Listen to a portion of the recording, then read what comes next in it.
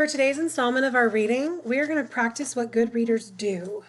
So, get in a comfy place with a few distractions as possible. Let your imagination soar. Remember, this is about watching the story happen in your head.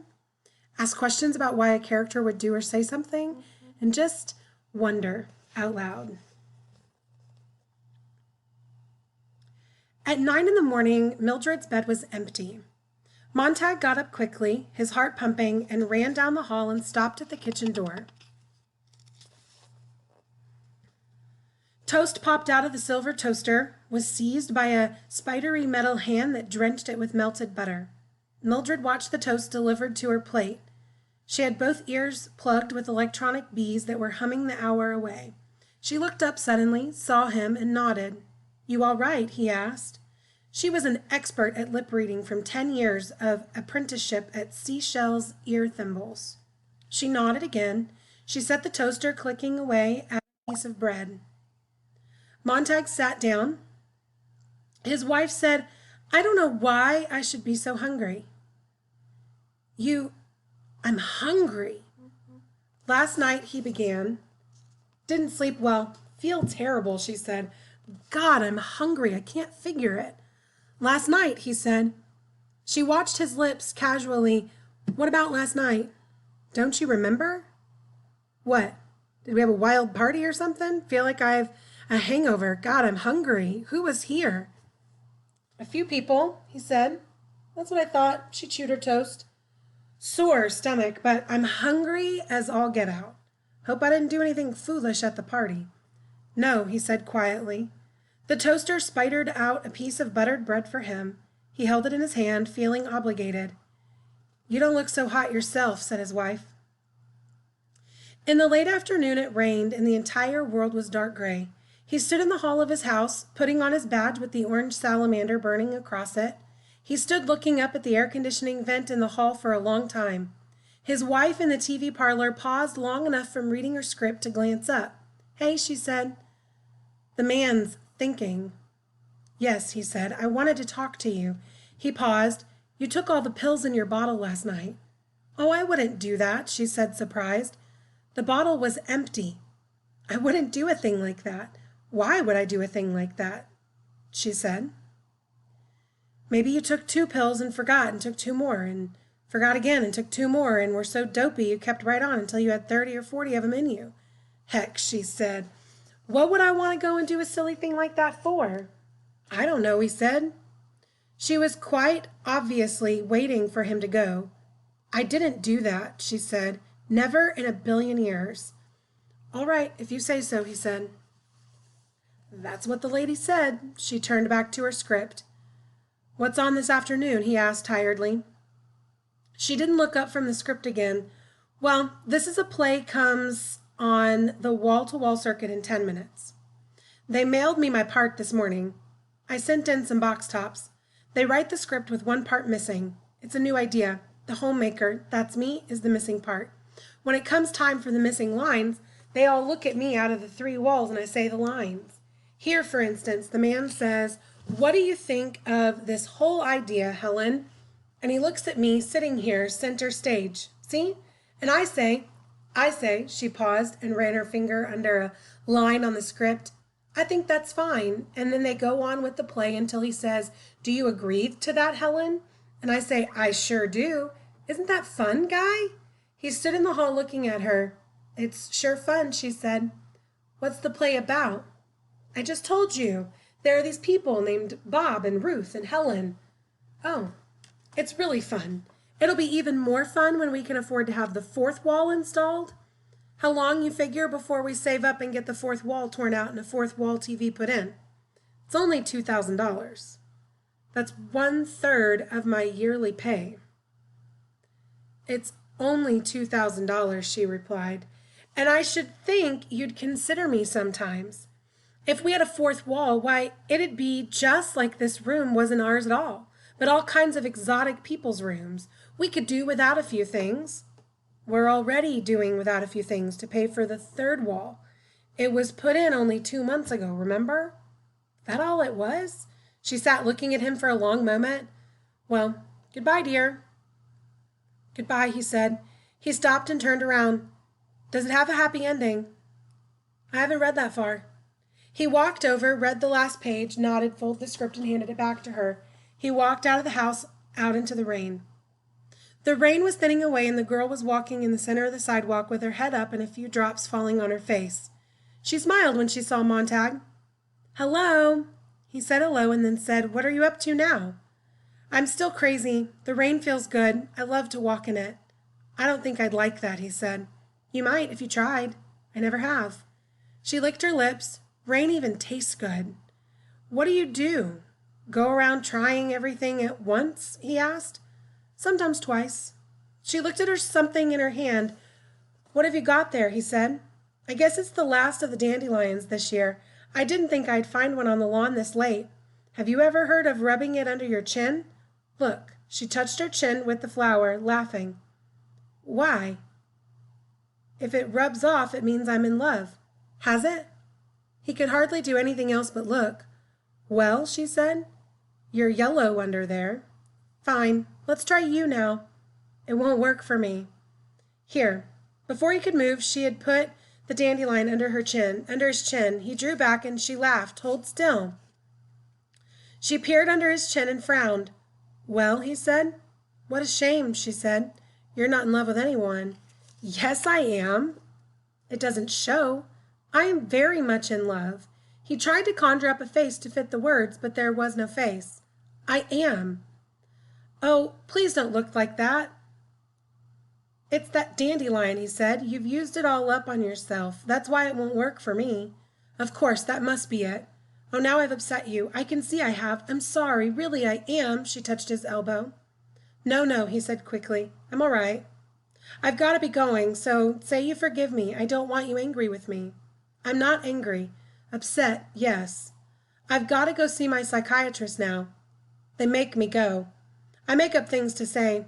I don't know what he thinks of me. He says I'm a regular onion. I keep him busy peeling away the layers. I'm inclined to believe you need the psychiatrist, said Montag. You don't mean that. He took a breath and let it out, and he said, No, I don't mean that. The psychiatrist wants to know why I go out and hike around in the forest and watch the birds and collect butterflies. I'll show you my collection sometime. Good. They want to know what I do with all the time. I tell them that sometimes I just sit and think, but I won't tell them that. I've got them running, and sometimes I tell them I like to put my head back like this and let the rain fall in my mouth. It tastes just like wine. Have you ever tried it? No, You have forgiven me, haven't you? Yes, he thought about it. Yes, I have. God knows why. You're peculiar. You're aggravating, yet you're easy to forgive. You say you're 17. Well, next month. How odd. How strange.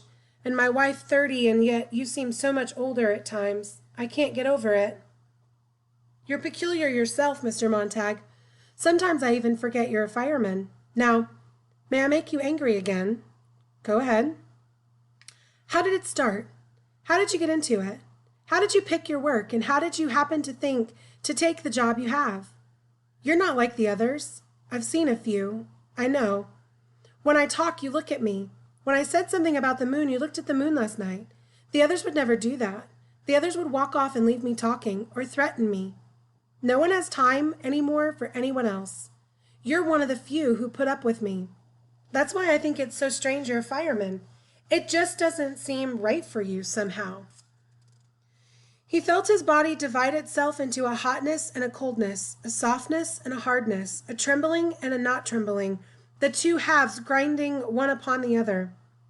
You'd better run on to your appointment, he said, and she ran off and left him standing there in the rain. Only after a long time did he move, and then, very slowly, as he walked, he tilted his head back in the rain, just for a few seconds, and opened his mouth. The mechanical hound slept but did not sleep, lived but did not live in its gently humming, gently vibrating, softly illuminating kennel back in the dark of the firehouse. The dim light of one of the mornings, the moonlight from the open sky framed through the great window, touched here and there on the brass and the copper and the steel of the faintly trembling beast. Light flickered on bits of ruby glass and on sensitive capillary hairs on the nylon brushed nostrils of the creature that quivered gently, gently, its 8 legs spidered under its rubber-padded paws.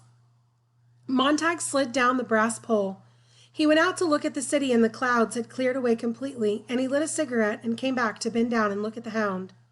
It was like a great bee come home from some field where the honey is full of poison, wildness, of insanity and nightmare.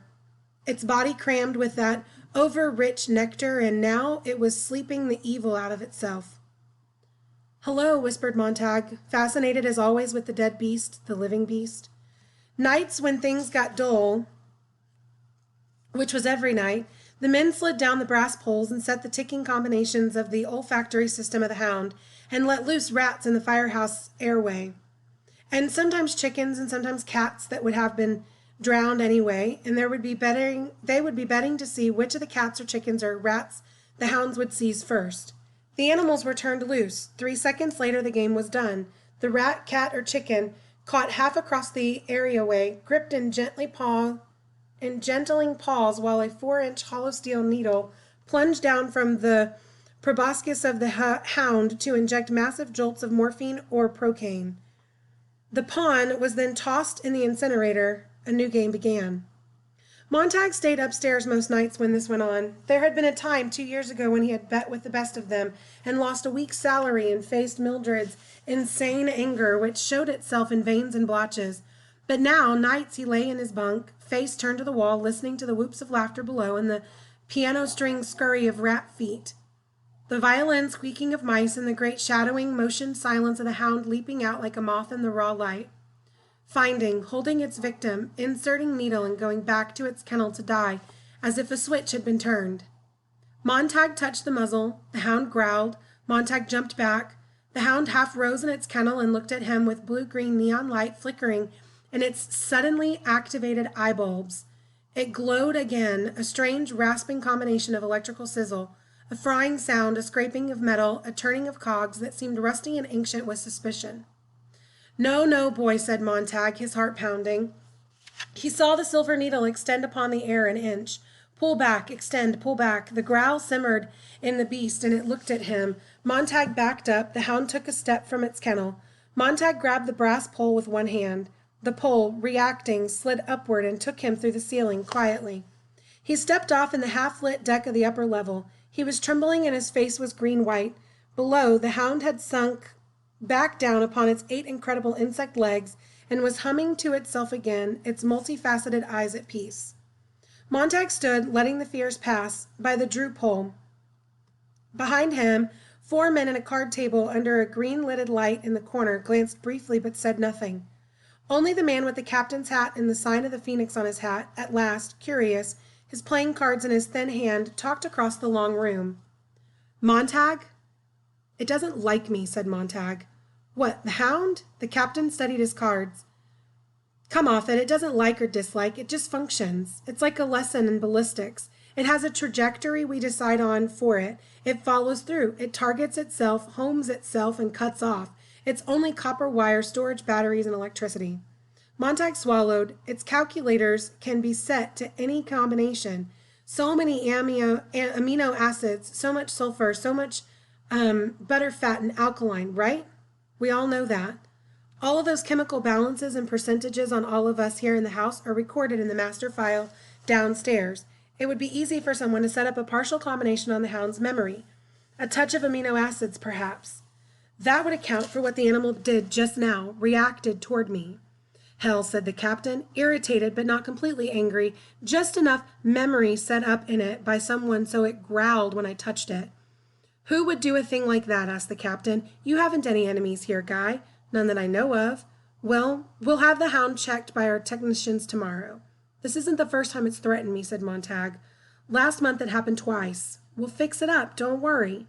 But Montag did not move and only stood thinking of the ventilator grill in the hall at home and what lay hidden behind the grill.